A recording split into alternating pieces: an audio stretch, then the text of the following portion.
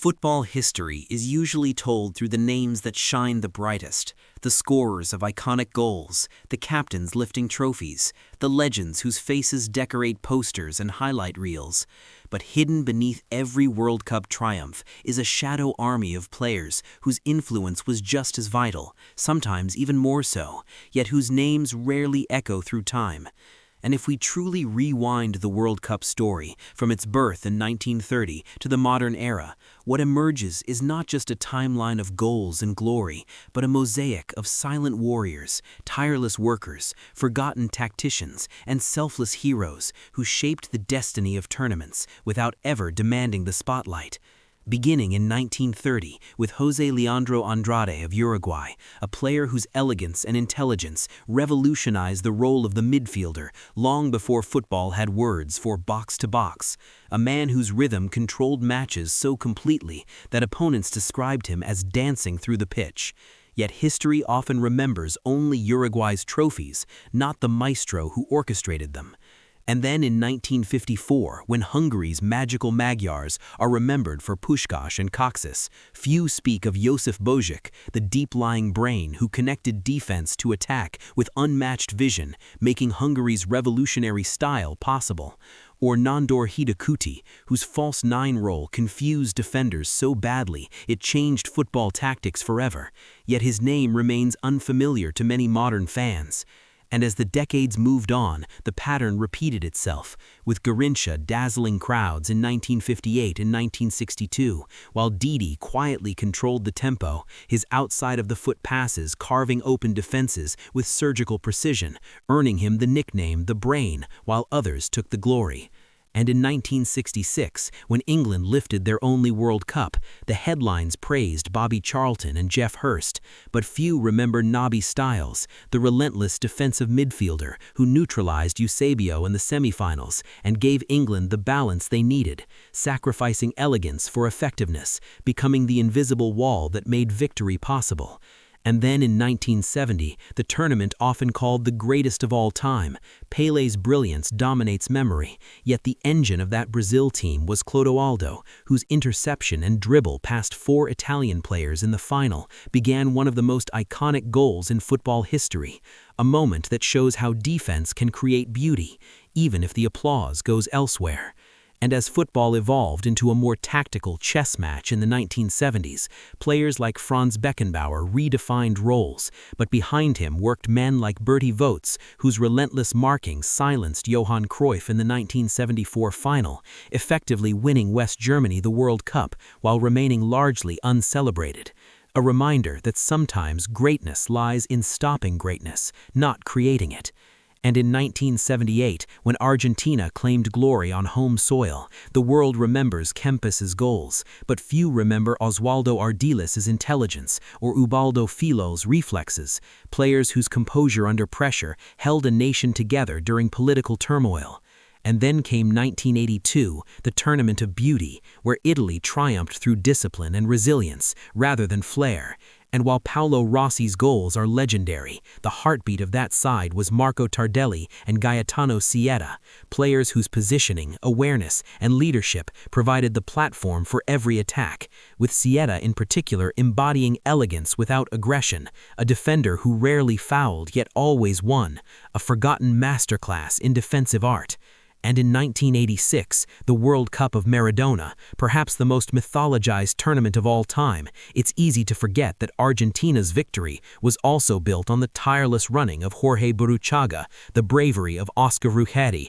and the selflessness of Jorge Valdano, players who allowed Maradona the freedom to create magic by doing the unseen work behind him, running, covering, sacrificing. And in 1990, when football turned cautious and defensive, Italy's rise was powered by Giuseppe Giannini and Franco Baresi, but it was players like Salvatore Schillaci who embodied the unpredictability of the tournament, a bench player turned national hero, proving that World Cups are written by opportunity as much as talent. And as the 1990s progressed, the narrative of forgotten heroes continued, with players like Dunga in 1994, mocked early in his career for being too aggressive, too rigid, yet essential in bringing balance to a Brazilian team overflowing with flair, acting as the shield that allowed Romário and Bebeto to flourish, a role often misunderstood but absolutely vital. And then in 1998, while Zidane's headers sealed France's triumph, the tournament's backbone was Marcel Desailly and Lilian Thuram,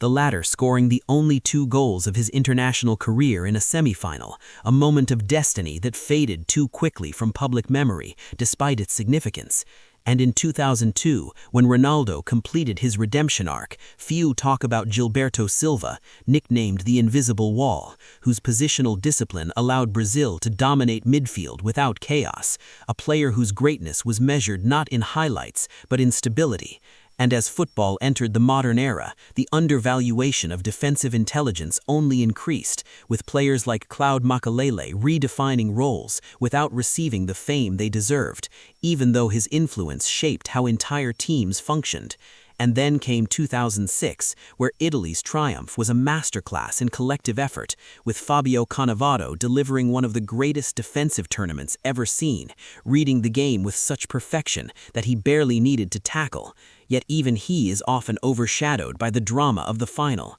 And in 2010, Spain's golden generation is remembered for tiki-taka and Iniesta's goal, but behind it all was Sergio Busquets, whose spatial awareness and calm under pressure made that system possible, a player whose genius could only be appreciated by those who truly understood the game. And in 2014, Germany's triumph is often reduced to the 7-1 demolition of Brazil. But the real story lies in players like Sami Khedira, Mats Hummels, and Bastian Schweinsteiger, whose physical sacrifice in the final against Argentina embodied the pain and endurance required to win at the highest level. And finally, in 2018 and 2022, as football entered its most tactical and analytical phase, players like N'Golo Kanté and Rodrigo de Paul emerged as modern examples of the forgotten hero, running endless kilometers, breaking up play, enabling stars like Mbappe and Messi to shine, with de Paul in particular becoming Messi's silent bodyguard in Qatar, pressing, tackling, motivating, and sacrificing himself for the dream of a nation. And when Argentina finally lifted the trophy in 2022, it wasn't just a victory for Messi, but for every underrated player in World Cup history who had ever done the dirty work so that greatness could exist, reminding us that football is not just a game of goals, but of movements unseen, runs untracked, sacrifices unrecorded, and moments that only the truly observant remember. And perhaps that is the greatest lesson of the World Cup's forgotten heroes, that history is not only written by those who lift the trophy, but by those who carry it when no one is watching, those who bleed in silence, run without applause, and change the game forever, without ever asking to be remembered. And yet, even after tracing the silent warriors of past tournaments, the story of the World Cup's forgotten heroes does not end there, because every era creates its own kind of invisibility, its own type of sacrifice that history struggles to record. And as football grew faster, more commercial, and more obsessed with individual statistics, the role of the unnoticed player became even more crucial and even more overlooked, especially as tactics grew complex and systems demanded discipline over flair, where a single positional mistake could destroy an entire tournament. And nowhere was this more evident in the evolving role of the defensive midfielder, a position that quietly became the spine of modern football, yet remained the least glamorous. And when people speak of Spain's dominance from 2008 to 2012, they speak of Xavi, Iniesta, and tiki-taka, but rarely do they mention how Sergio Busquets redefined space itself, reading danger before it existed, intercepting passes not with tackles, but with anticipation, making football look effortless while doing the hardest job on the pitch. And his influence echoed across generations, inspiring players like Casemiro, who in 2014 and 2018 acted as Brazil's emotional anchor, absorbing pressure, breaking attacks, and freeing others to attack, yet whose contribution was often reduced to defensive work, as if that were something secondary. And as tournaments became more physical and intense, fullbacks evolved from defenders into engines, and players like Philipp Lahm became tactical chameleons, playing left back, right back, or midfield with the same intelligence, leading Germany with quiet authority in 2014, rarely scoring, rarely celebrated, but always essential. And in that same tournament, while the world focused on Messi's brilliance or Neymar's heartbreak, few paused to appreciate players like Javier Mascherano, whose last-ditch tackle against Robben in the semi-final